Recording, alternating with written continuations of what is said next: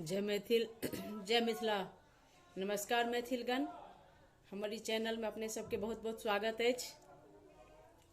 सिया रानी के अमर सुहाग रहे, सिया रानी के अमर सुहाग रहे।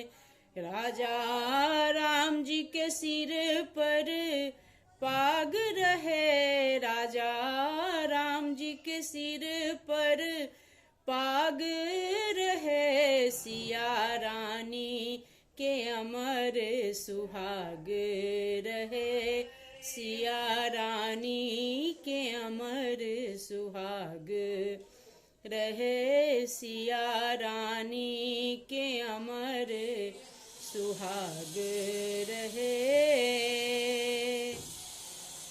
मैथिलगण, हमर गीत नीक लागत अपने सब एकरा लाइक सब्सक्राइब करी, शेयर करी। थैंक यू, धन्यवाद।